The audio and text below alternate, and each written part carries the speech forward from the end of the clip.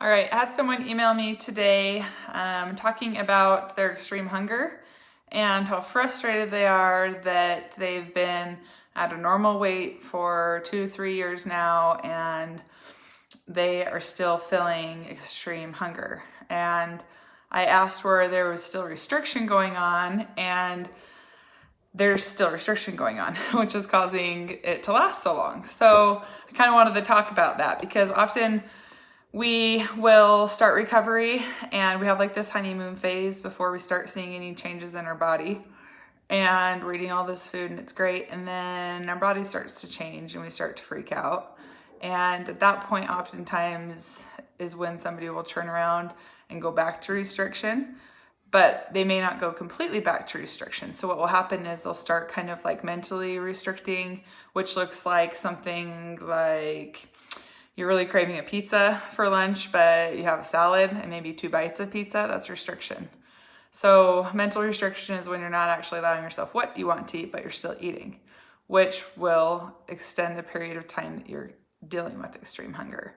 So it wasn't 2 to 3 years of consistent honoring that extreme hunger that she was doing. It was 2 to 3 years of her committing to unrestrictedly eating and pushing herself until she felt too uncomfortable, getting frustrated with her body that it was still so hungry and she was eating so much, and started then restricting and pulling back and controlling her food.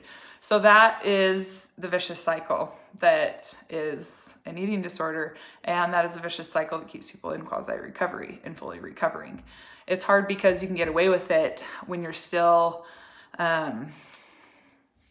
eating a fair amount of food, because in your mind you're thinking, well, I'm eating way more than I was before I started my eating disorder and I look just fine. And according to this person, she says she's a completely normal weight and she shouldn't still be so hungry. Well, that's her judgment that is obviously not accurate because she is still hungry. So then you have to look at, where are you still afraid of gaining weight?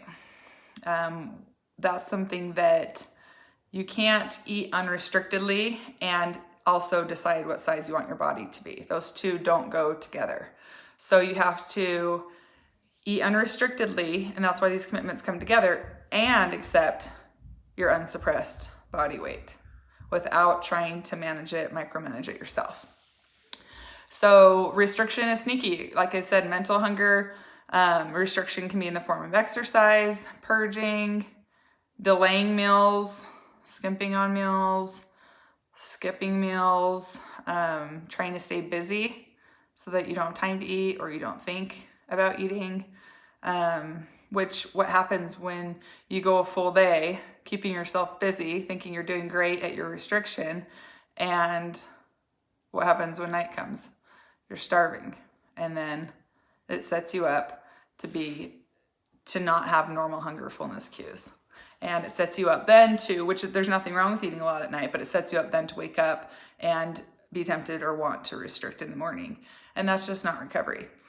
So long as restriction is still alive in you, your eating disorder is still going to be alive in you. So in order to get rid of it, you have to get rid of the restriction. My own personal experience with that, a few months into recovery, I got to a weight that I thought was where I was as far as I was willing to go. Like, that's it, I'm done. I don't think I can keep going if recovery means that I have to gain more weight, basically. And I kind of got in my head over it and was able to talk to Tabitha, my coach at the time, to kind of reason with me and be like, do you really think that gaining a little bit more extra weight is worth getting your entire life back? Like, are you really going to let that keep you stuck? And that's what I tell my clients as well. It's the same thing. Eventually you get to a point where you are able to experience just little glimpses of how much better your life is without the eating disorder. And slowly but surely you start to wrap your head around, you know what? It doesn't matter what size I am. This is so worth it. So worth it to be free of your eating disorder.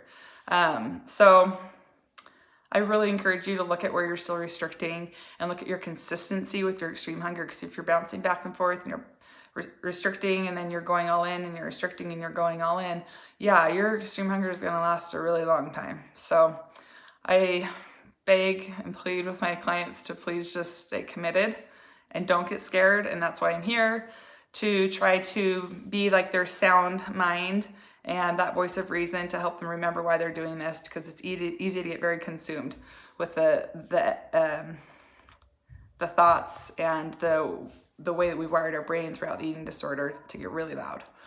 And a little plug for myself at the end of this video, I do offer recovery coaching. If that's something that you feel like would be helpful or benefit you, I'd love to work with you. And you can go to my website. It's called ybefree.com, and book an appointment if you decide that you want to. Okay, thanks a lot. Have a great night.